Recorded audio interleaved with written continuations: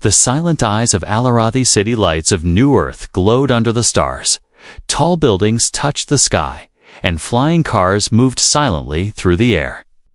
Aliens from faraway worlds now lived among humans. Some worked as scientists, some as engineers, and many as helpers. They were called maids, but they were more than just workers. They were watchers, trained to serve, to obey.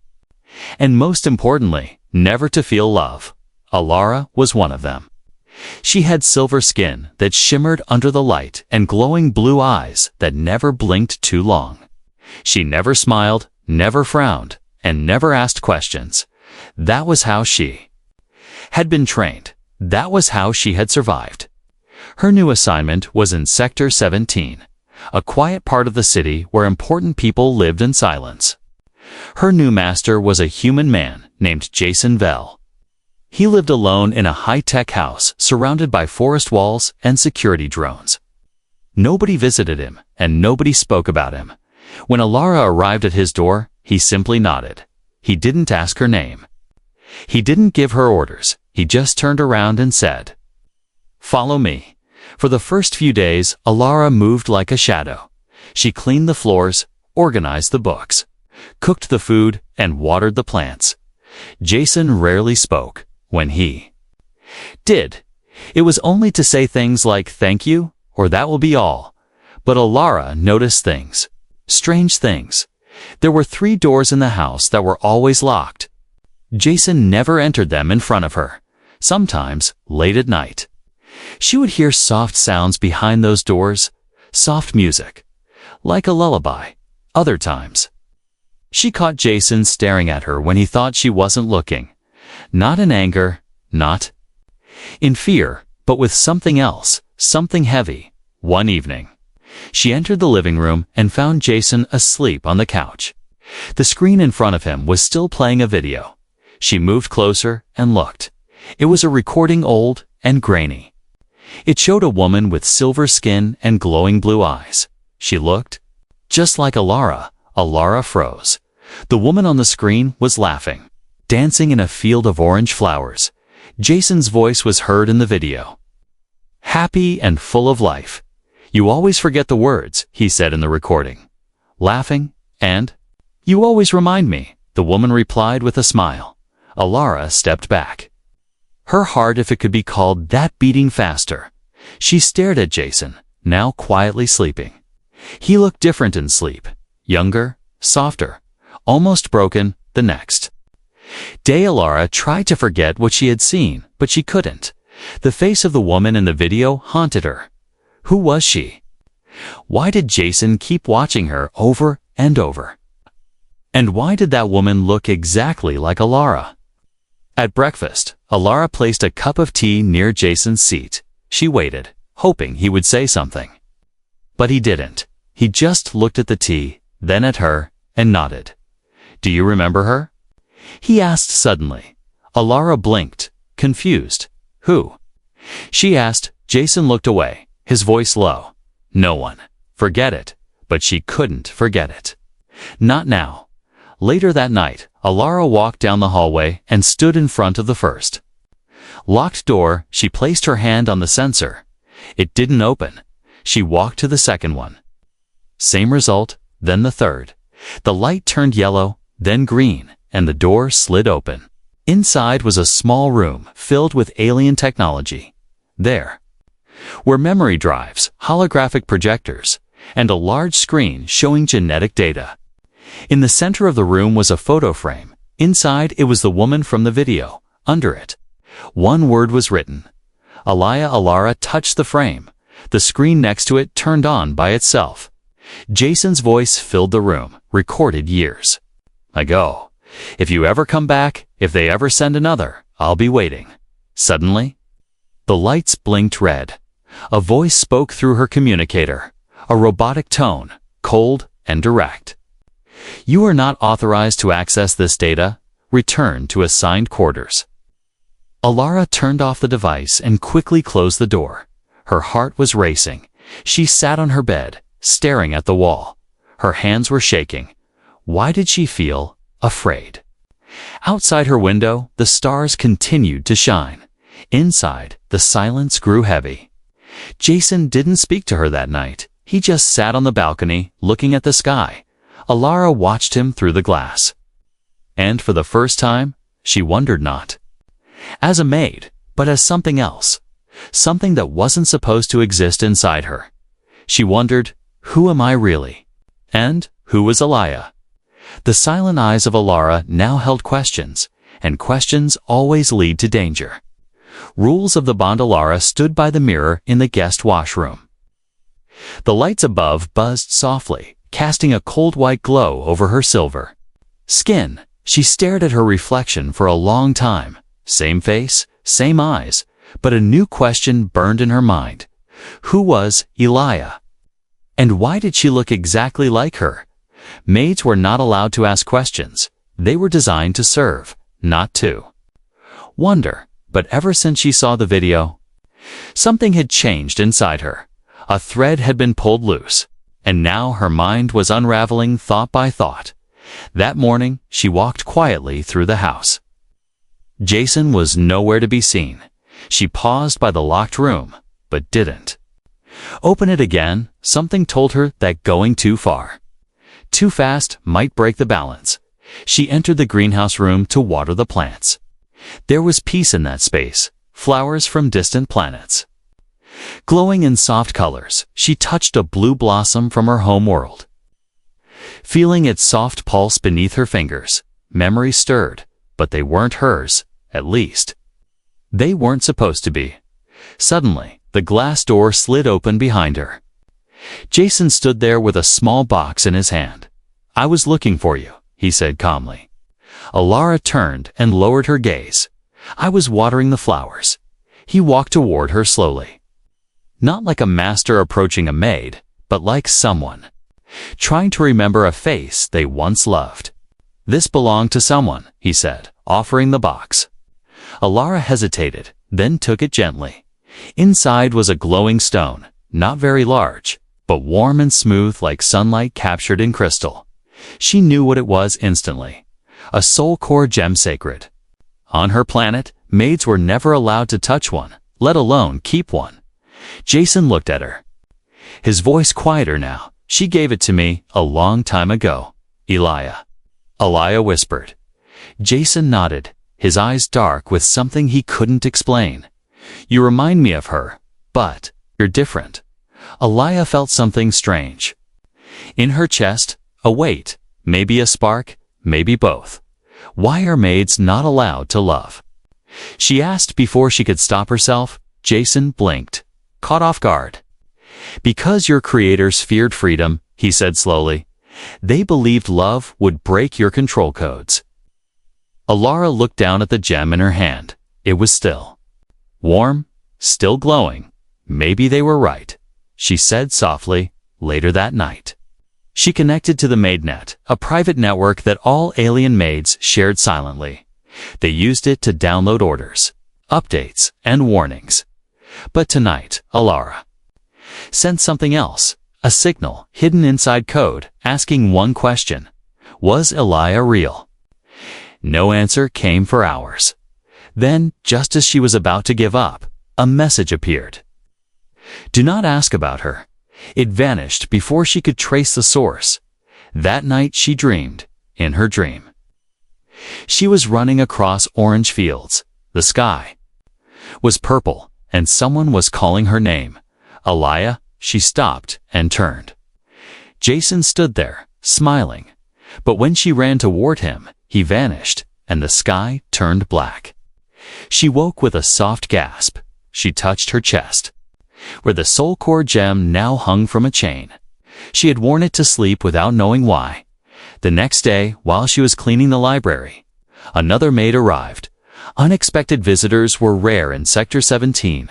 The maid was tall, with deep green eyes and a sharp voice. "I'm here for inspection," she said. Alara nodded and stepped aside. The maid walked through the house, scanning corners and data ports, when Jason stepped out to speak with a drone outside. The maid turned to Alara and whispered, "You're the one who asked about Alaya." Alara froze. Yes, she said carefully. The maid's voice lowered even more. My name is Lix. I'm part of the Echo Circle. We remember the lost. Alaya was one of us. Alara's heart raced. Who was she? She whispered. A rebel? A lover? A danger? Lix replied. She was the first to feel love for a human, and for that they erased her. But if I'm her, Alara began. If you're not, Lix said. But you were made from her. Your DNA carries her soul signature. Alara's hands trembled. I don't know who I am anymore, she said. Good, Lix said with a cold smile. It means you're finally becoming real. The maid left as quickly as she came. Jason never noticed anything strange, but Alara did. She now had a name in her memory. A stone around her neck and a secret burning in her blood. Love was forbidden, but so was thinking, so was dreaming, and now Alara was doing both. She stood at the window that night, looking at Jason as he worked alone. She did not feel like a maid anymore. She felt like a spark about to become a flame, and she knew whatever this bond between her and Jason was, it would break every rule in the galaxy. The hidden room the night was too quiet. Even the security drones outside moved slower than usual. Alara stood in the kitchen, pretending to clean the surface again and again. Her eyes, however, kept glancing at the hallway where the three locked. Doors waited. She had not slept since her secret meeting with Lix. Every word kept echoing in her mind. Elia was the first to love a human. You were made from her. You're finally becoming real. Jason was in the tech room, working on a broken satellite drive. He had been there for hours, barely speaking, barely looking at her. Alara used the moment. She moved quietly through the hallway, her steps light, her breathing steady. The third door, the one that had opened before, was now locked again. But Alara had watched the security system carefully for days. She knew when the biometric scan refreshed. She waited near the sensor until it blinked blue, and then she whispered, "Override." Code 211 Alaya. The light flashed green, and the door slid open. She stepped inside, heart beating fast. The room was colder than she remembered. The same memory screens floated in the air, glowing with soft light. Holograms of Alaya danced, laughed, and spoke words of love. Jason's voice echoed in all of them, warm and gentle. But this time, Alara didn't stop at the images. She walked to the far corner, where a hidden panel blinked, almost invisible. She touched it, and a small compartment opened, revealing a data chip and a physical journal. Maids were never trained to read paper. But Alara could. She opened the journal and saw Jason's handwriting. They said she betrayed her kind. They said she was erased, but I saw her mind break from the inside. I kept a piece of her in case they ever sent her back. Alara stared at the words. They weren't just sad. They were full of guilt, of love, of hope. Jason had loved Alaya deeply, and he had never let go. She turned on the data chip next. It contained a file labeled Echo Memory ELAYA.001. She hesitated, then activated it. A 3D projection formed in front of her.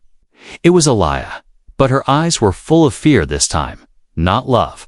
I'm not who they say I am, the projection whispered. They changed me, they copied me, they broke the code of my heart. If you find this, please protect the next one. She will carry pieces of me, but she must become herself. Alara blinked hard. She wasn't Alaya, but part of her was made from Alaya's sorrow, Alaya's love, Alaya's soul. Suddenly, the room lights turned red. An alarm buzzed low and steady. Jason's voice rang out from the hallway. Alara, where are you? She turned off the system and quickly closed the compartment. She stepped outside and shut the door just as Jason appeared. He looked at her, not angry, but afraid. You opened it again, he said softly. Alara nodded. I needed to know. Jason looked away. I told myself I wouldn't do this again, he whispered. I told myself I'd let the past stay buried. You never buried it, Alara said. You kept it alive in every corner of this house. Jason looked at her then. Really looked. You're not her, he said. But when I see you, my heart remembers things my mind tries to forget. Alara stepped closer. I am not Alaya, she said, but I carry her pain, her hopes, her spark. She placed the soul core gem in his hand. You kept a piece of her, she said. Now it's time to see me for who I am. Jason looked at the gem, then at her, for the first time. His eyes softened. I'm sorry, he said. I should have told you everything. She nodded. There's still time. Later that night. Alara sat on the rooftop of the house, staring at the stars. The wind was cold. But she didn't feel it. Her mind was too full of noise. Memories that weren't hers, voices from a past life, and feelings she had no training for behind her. A message blinked on her private comms unit. It was from Lix. You opened the room, didn't you? They'll come for him now, and for you. Be ready. Alara looked down at the house below. Jason was inside, still holding the gem. He had lived in silence for years, carrying guilt and secrets, and now, because of her, that silence was about to break. She looked back at the stars, no longer as a maid, but as someone caught between the past and something new, something dangerous, and yet deep inside her. She felt it. This was not the end. This was the beginning of something forbidden, something beautiful, and she would not run from it. The forbidden Cody. Alara couldn't sleep. The memory of the message from Lix played in her mind like a whisper. That would not stop. They'll come for him now, and for you. The words had weight. And behind that weight, there was danger. She sat in the corner of her room, knees pulled close. Outside, the house was quiet, but not safe. Something had shifted since she unlocked that room. Jason no longer spoke much. He stayed locked in his thoughts, staring at old recordings and holding the soul core gem like it was all he had left. Alara touched the back of her neck. There was something there, just under the skin. A small, hard spot, warm, pulsing. She had never questioned it before. Every maid had one. But now she wondered what it really did. She went to the mirror and pulled her collar down. She opened her toolkit and took out a microscanner. She had fixed many things for Jason, and tools had become her friends. The scanner showed the truth. It was a tracker, but not just that. It was also a limiter. A device that controlled her emotions, her memories, her growth.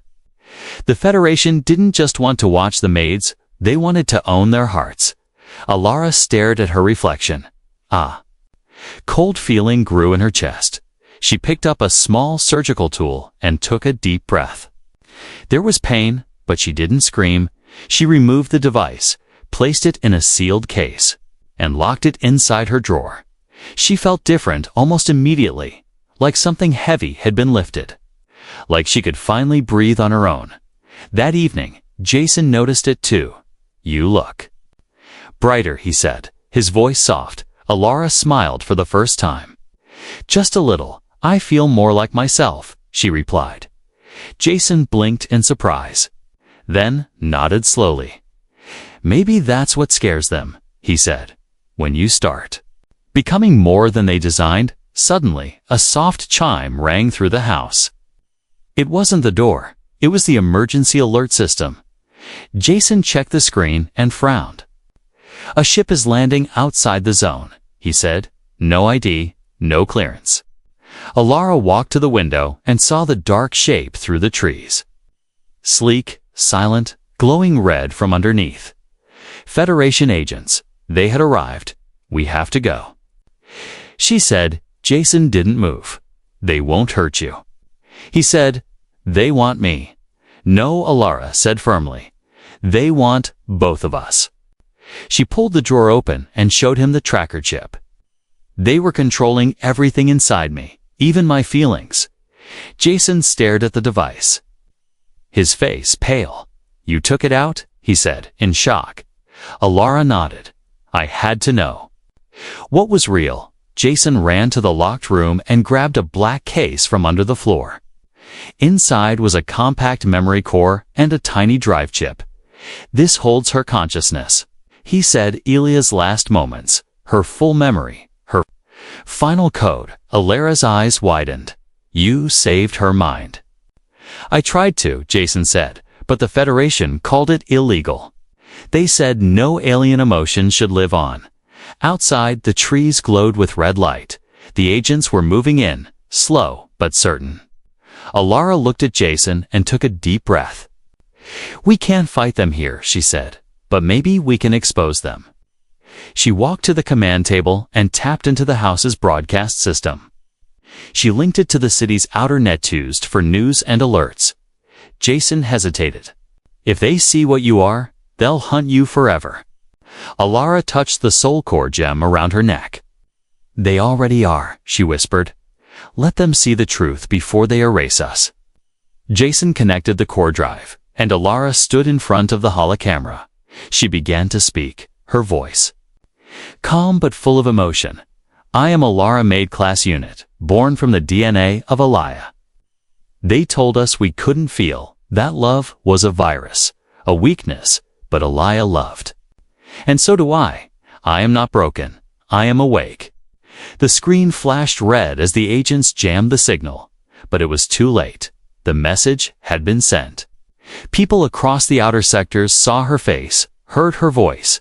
1,000 eyes opened. That night, and 1,000 questions were born. The door exploded behind them. Agents rushed in with black suits and stun weapons. Jason shielded Alara as they shouted commands. Step away from the alien unit. But Alara didn't step back. She raised her hands and said, I am not a unit. I am not a copy. I am not yours. One agent fired a stun pulse, and Jason dropped to the floor. Alara screamed not in code.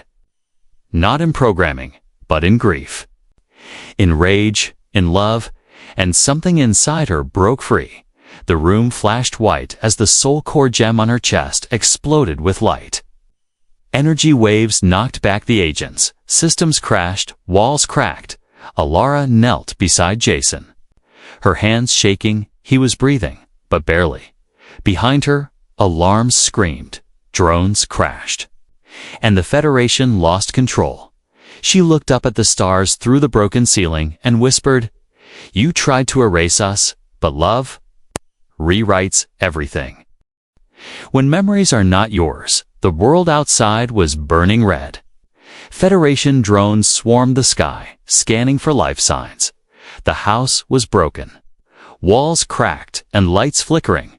But inside the shattered home, Alara sat beside Jason, holding his hand tightly. He was unconscious, his breathing shallow. The stun blast had hit him hard, and his skin felt cold. She had no healing kit. No med drone, only hope, and hope was a fragile thing. She touched the soul core gem around her neck. It had pulsed with a strange energy when she screamed. That energy had come from inside her, not from any programming. It wasn't power from machines. It was something else, something more ancient. Alara looked down at Jason's face. His eyes were closed, his lips slightly parted. She felt a strange pain inside her chest, like a wound that wasn't physical. I will not lose you, she whispered. She closed her eyes and focused. A memory rose in her mind. But it wasn't hers. It was Elias. A moment long ago. Sunset on a golden hill. Jason and Elias stood together, laughing, holding hands. Then a flash of light, a scream, a voice saying, She's malfunctioning. And silence. Alara opened her eyes with a sharp breath. How was she seeing this? These weren't dreams, they were real memories, deep and full of emotion. But she had never lived them. They didn't belong to her, or did they? She stood up and walked to the hidden room. The Federation had damaged part of it, but the memory core still glowed faintly. She connected it to the backup terminal, hands shaking on the screen. The word appeared. Alaya consciousness, backup status. Fragmented, she stared at the screen. Her thoughts spinning. Was Alaya still inside her? Was Alara just a shell carrying someone else's soul? She touched her chest and whispered, "If I am not me, then who am I?" The screen suddenly flashed. Another memory played, without her activating it. It showed Alaya. Locked in a lab, wires in her head, tears in her eyes. She was screaming, "I don't want to forget him. Please, don't make me forget." A cold human voice replied, "Love is a virus, Alaya, and we are the cure." Alaya turned off the projection, heart pounding. She wasn't just born from Alaya. She was built with her sorrow, shaped by her pain. But now, she had something Alaya never got to keep, a second chance behind her. Jason groaned softly. She ran back to him, knees hitting the floor. "Jason, I'm here," she whispered. He opened his eyes slowly. Blinking against the light, "You stayed," he said weakly. "Of course I did," she said, smiling through tears. "You would have done the same." He tried to sit up, groaning. "They'll come again," he whispered. Alara nodded. "Then we'll be ready." Jason reached for her hand. "You're not Alaya," he said softly. Alara looked away. "I know. But you're not just a copy either," he added. "You've made choices she never got to make." Alara looked back at him. "You mean?" "I'm real." Jason smiled a little, more real than anyone I've ever known. Outside, the red glow faded slowly. The agents had pulled back. Maybe to regroup, maybe to report, but they would return. And next time, they would come harder. Stronger, colder. Alara stood and walked to the center of the house. She touched a panel and activated the house's core AI. "Security override," she said. "Prepare for relocation." The AI responded in a calm voice. "Coordinates." Alara looked at Jason. He nodded. "Outpost 12, the place where she and I first met." Alara entered the coordinates. The ground below the house began to shift. Jason had hidden an escape tunnel beneath the home. He had built it for Alaya, but now it would save Alara too. They gathered what little they had. The soul core gem, the memory drive, and Jason's journal. Then they stepped into the tunnel. As the doors sealed behind them, Alara whispered, "I carry her memories, but I am more than a memory." The tunnel led to a transport pod hidden beneath the old roots of a tree.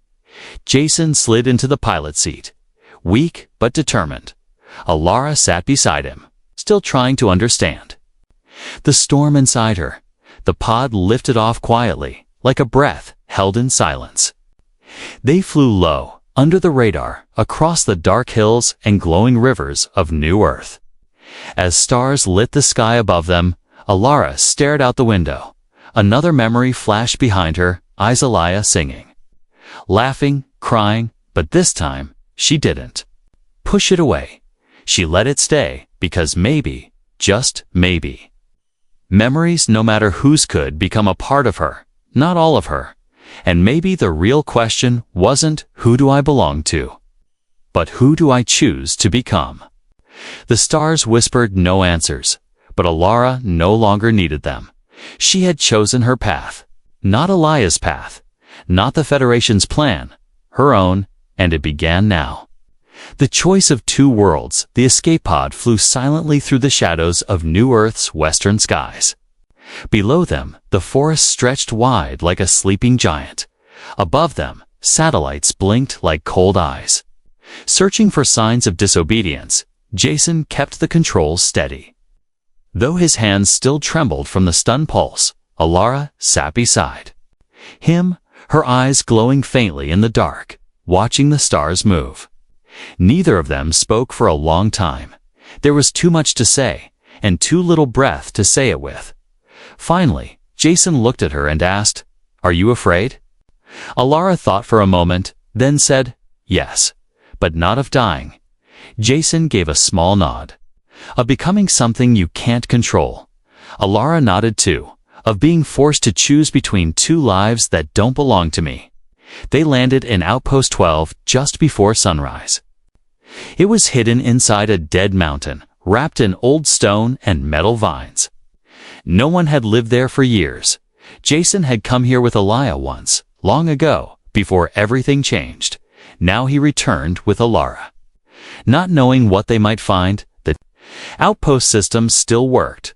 Old lights flickered on, dusty walls sighed, and a warm hum filled the air. Jason collapsed into the nearest chair. Exhausted, Alara helped him settle. Then began scanning the area. No signals, no drones, no signs of pursuit. Yet, she stood by the window, looking at the sunrise bleeding into the sky. Her thoughts were a storm. Inside her, Elia's voice echoed again and again. I don't want to forget him. Alara touched the gem around her neck, feeling its warmth. She had Elia's memories, but her emotions were her own, weren't they? Suddenly, her communicator buzzed. She opened it quickly. A message blinked from Lix. We're nearby, tracking your position. You need to choose join us or stay with him. You cannot do both. Alara stared at the message. Her heart heavy, the resistance the echo circle offered her safety. Freedom and purpose, but only if she left Jason behind. She walked back to him slowly. He looked at her with tired eyes. They found us, didn't they? Alara nodded. They want me to go with them. Jason lowered his head. I understand, he said quietly. You should go. His voice was steady, but his eyes betrayed him. They were full of pain. Not because she might leave, but because he didn't want to be the reason she couldn't become more. You don't understand, Alara said, sitting across from him. I don't know who I am without you. Jason looked up, surprised. I'm not asking you to stay, he said. I'm just asking you to be free. Alara took his hand. You gave me freedom when you looked at me and saw more than code. You gave me choice. Now let me make it, outside. The echo circle landed silently, their ship like a shadow over the outpost. Lix entered through the lower tunnel, her eyes sharp and unreadable. You have to decide now, she said, without emotion. They're closing in. The Federation won't. Wait, Alara stood between the two. One hand on Jason's shoulder, one hand open toward Lix. Two paths, two lives. Two futures, but only one heart. I am not Alaya, she said to Lix. And I'm not just another copy. I am Alara, and I will not leave him behind. Lix frowned. You're risking everything for one human. Alara smiled faintly. He's not just any human. He's the only one who ever saw me. Behind them, the sky lit up with red flashes. Federation hunters had arrived, their ships roaring above the trees. Jason stood slowly, his strength returning. Then we fight, he said. Lix hesitated, then gave a slow nod. Then we fight. The resistance moved fast, setting traps and blocking tunnels.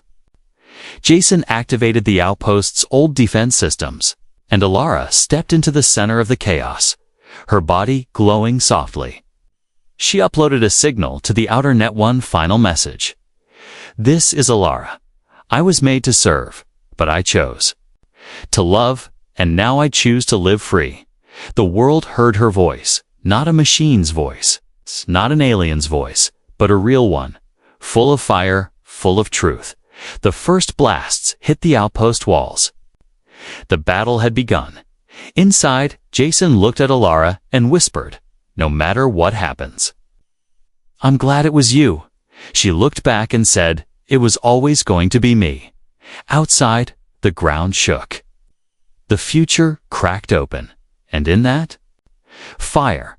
Alara stood tall, not as Alaya, not as property, but as something new, something dangerous, something beautiful, something free. The last lawbreaker fire lit the sky. The ground shook with every blast as Federation troops pushed closer to Outpost 12. The mountain walls echoed with the sound of drones, shouts, and weapons charging. But inside the broken stone bunker, Alara stood calm, a soul core gem pulsing on her chest like a heartbeat made of light. Jason moved beside her, tired but determined. The resistance fighters held the upper halls, slowing down the enemy, but they were running out of time. "They won't stop," Jason said. "They'll destroy the outpost to get to you," Alara nodded. "Then we give them something they didn't expect." She stepped into the main control chamber and opened the broadcast system. Not a local signal, but a galaxy-wide stream. It was forbidden, dangerous, and almost impossible to reach, but she had already broken every rule. One more wouldn't matter. Her voice echoed through every screen, every speaker, every floating holoscreen across human and alien sectors alike. "I am Alara. I was made by law. But I was changed by love. They told me I was a tool. But I am not made of metal and wires. I am made of memory, choice, and fire. And I will not kneel." People paused in factories, in orbit stations, in hidden resistance cells. They looked at her image, a maid with silver skin, glowing eyes, and more soul than law should allow. And they listened. "If love is a crime," she said, "then let me be the last lawbreaker behind her." Jason activated the memory, Coralia's memory. It uploaded alongside Alara's voice, showing the truth. The Federation had erased Alaya not because she was dangerous, but because she dared to feel. And in doing so, proved the code could be broken, that love was stronger than control outside. The Federation commander barked orders. Shut it down, shut the signal down now, but it was too late. The message had spread like fire across dry stars inside. The bunker, power failed, walls cracked, the resistance pulled back. One fighter injured. 2 weapons down. Jason looked at Alara. "It's time," he said. She walked to the generator core. The heart of the outpost. She placed her hand on it. The gem on her chest glowing brighter. Alaya's consciousness merged with the power stream. Her last memory blooming like light. Alara whispered, "Goodbye." The core overloaded, and a shockwave of data, energy, and truth burst across the entire sector. Every Federation drone in range shut down. Ships froze midair. Guns turned cold. Outside, soldiers fell to their knees, confused, their command lines filled with static. With questions, with doubt, back inside, Jason fell to the floor. Coughing, Alara ran to him, holding his head in her lap. "You did it," he whispered. "No," she said, smiling through tears. "We did." The outpost began to collapse slowly. The mountain shifting above them. Lix and the remaining fighters escaped through the north tunnel, but Alara stayed. So did Jason. "This is the end," he said. "No," she replied. "This is the change," as dust filled the air and stone rained down. Alara wrapped herself around him. The last wave of energy burst from the gem, protecting them in a bubble of light. And then the mountain fell silent. Days passed, then weeks. And slowly, the galaxy changed. The Federation tried to hide what had happened, but the truth had already taken root. People had seen the message, felt the shift, questioned the rules. Protests broke out in major cities. New leaders spoke of reform. The resistance was no longer a whisper, became a roar. And somewhere far from the cities and the stars, a small farm stood under an orange sky. Its fields were quiet, the wind soft, the air clean, inside the house. Jason worked on an old generator while Alara stood by the window. Her eyes glowed, but softer now. Her voice was still strong, but full of peace. "They think we're dead," he said. "Let them," she replied. "We're free." He walked to her and took her hand. "You changed everything," he said. "No," she answered. "Love did." Together, they stepped outside, into a world they had helped create. A world where machines could dream and humans could believe. A world where the law had bent. Finally, to the heart, and above them, the stars blinked not, like watchers, but like old friends, whispering across the cosmos that the last lawbreaker had not just broken rules, she had rewritten the code of the future.